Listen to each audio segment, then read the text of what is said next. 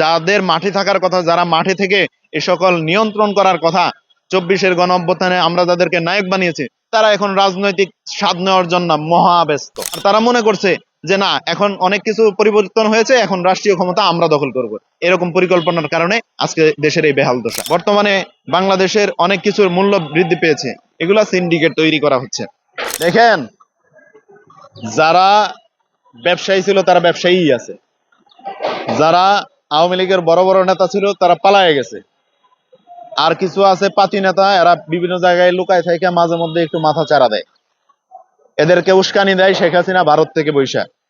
এই যে আওয়ামী লীগকে সাপোর্ট দিয়া যে ব্যবসায়ীরা ব্যবসা করছে, তারা তো বাংলাদেশে আছে, তারা তো বহাল তবিয়তে এখনো ব্যবসা করতেছে। তাদেরকে সরকার আইডেন্টিফাই করে নাই যে বিগত সময়ে কারা সিন্ডিকেট করছে, তাদেরকে আইডেন্টিফাই করে নাই, তাদেরকে শনাক্ত করে নাই। সেই জন্য এরা এখনো সিন্ডিকেট তৈরি করছে।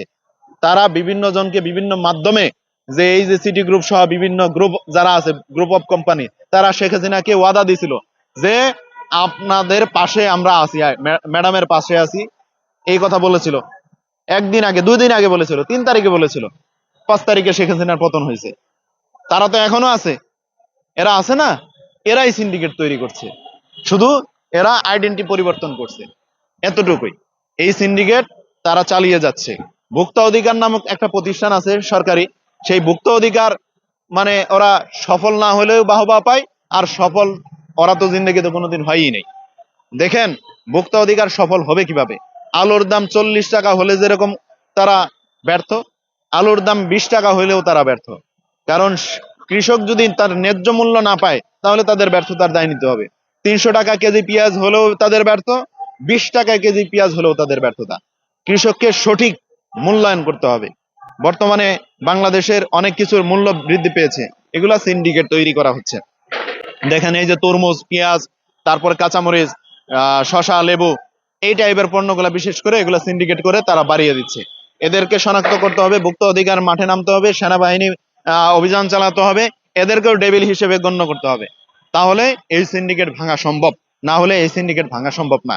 আর দেখেন, যাদের মাঠে থাকার কথা, যারা মাঠে থেকে এ সকল নিয়ন্ত্রণ করার কথা, 24-এর গণ অভ্যুত্থানে আমরা যাদেরকে নায়ক বানিয়েছি, তারা এখন রাজনৈতিক স্বাদ নেওয়ার জন্য মহাব্যস্ত।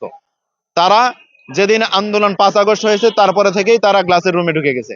এখন গ্লাসের রুম থেকে তারা এসির বাতাস খাচ্ছে, আর তারা মনে করছে যে না, এখন অনেক কিছু পরিবর্তন হয়েছে, এখন রাষ্ট্রীয় ক্ষমতা আমরা দখল করব।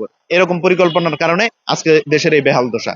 দেশের গুণগত পরিবর্তন হতে হলে অবশ্যই অবশ্যই দেশপ্রেম রাখতে হবে। দেখেন, আগুন লাগাইলে সেই আগুনের তাপ অন্তত আরো 4-5 ঘন্টা থাকে, সহজে নিবে না। এই আগুন তো শেখ হাসিনা লাগায় গেছে, এই আগুন তো কিছুদিন জ্বলবেই, তবে জ্বলার মধ্যেও কিছুটা কম আছে, পানি দিলে দ্রুত নিবে। আর যদি এমনি বাতাস করেন, ওই আগুন আস্তে আস্তে আস্তে আস্তে অনেক পরে নিবে, বাতাসে বাতাসে কিছু হলেও জীবিত থাকবে। এখন ওই বাতাস করা হচ্ছে, বাতাস না করে পানি ঢেলে দিতে হবে।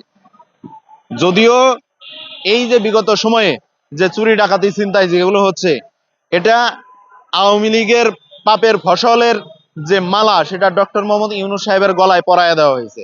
আর যদি এভাবে 3 মাস থাকে, তাহলে আশা করা যায় আওয়ামী লীগের সকল পাপের ফুলের মালা বলতে পারেন, আর যেই মালাই বলতে পারেন, সেই মালা ডক্টর মোহাম্মদ ইউনূস সাহেবের গলায় পড়বে।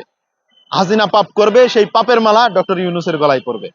আর এর থেকে ভালো কিছু উনি পাবেন না।